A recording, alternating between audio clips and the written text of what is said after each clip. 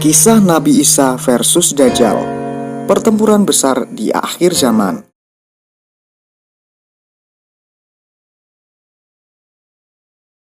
Kelak di hari kiamat akan terjadi pertempuran besar melawan Dajjal. Ialah Nabi Isa yang ditakdirkan melawan dan membunuhnya. Saat ini beliau alaihissalam berada di langit dan akan turun saat hari pertempuran itu tiba.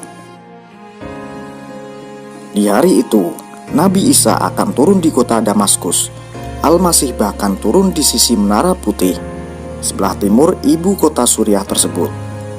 Ketika turun, kedua tangan Nabi Isa berada di antara sayap-sayap dua malaikat. Jika Nabi Isa menundukkan kepalanya, maka akan keluar tetes air darinya. Jika beliau mengangkat kepala, maka akan mengalir bulir-bulir air bening layaknya mutiara. Orang kafir yang mencium aroma nafas sang Nabi akan tewas seketika. Turunnya sang Nabi sangat dinanti-nanti orang beriman.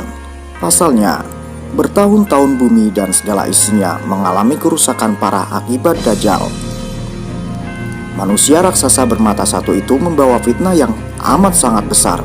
Fitnah yang tak pernah dialami manusia sebelumnya. Dajjal membawa api dan air. Namun manusia melihat api sebagai air dan air sebagai api.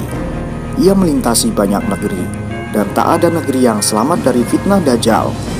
Hanya dua kota yang selamat dari Dajjal, yakni Mekah dan Madinah, karena kedua kota suci tersebut dibentengi para malaikat. Dajjal melintasi setiap penjuru negeri. Ia bergerak sangat cepat, layaknya hembusan angin. Manusia yang mengikuti Dajjal akan aman karena Dajjal menyuruh bumi mengeluarkan tanaman dan menyuruh langit untuk menurunkan hujan. Tak ada yang bisa dilakukan langit dan bumi kecuali menurutinya. Sementara manusia beriman yang menolak menjadi pengikut Dajjal akan berakhir sengsara. Dajjal akan membuat negeri mereka kering hingga mereka tak memiliki harta sedikit pun. Mereka sekarat karena kelaparan dan kehausan. Allahu Akbar. Fitnah Dajjal benar-benar luar biasa. Fitnah itu dialami penduduk bumi selama 40 hari. Namun, terdapat hitungan hari yang berbeda dari biasanya. Ada satu hari yang lamanya seperti 1 tahun. Sehari lainnya lamanya seperti 1 bulan. Dan 1 hari lamanya seperti 1 pekan. Adapun hari-hari lain berjalan seperti biasa selama 24 jam. Tak ada satu hari pun yang dilewati kaum beriman kecuali kesengsaraan. Karena itulah, turunnya Nabi Isa menjadi momen yang ditunggu orang-orang beriman. Beliaulah sang juru selamat yang sangat diharapkan kehadirannya. Telah tercatat dalam takdir bahwasanya tak ada yang mampu mengalahkan Dajjal kecuali Nabi Isa. Ketika turun ke bumi, Nabi Isa pun berkumpul dengan para mukminin. Beliau melakukan sholat bersama mereka dan Imam Mahdi.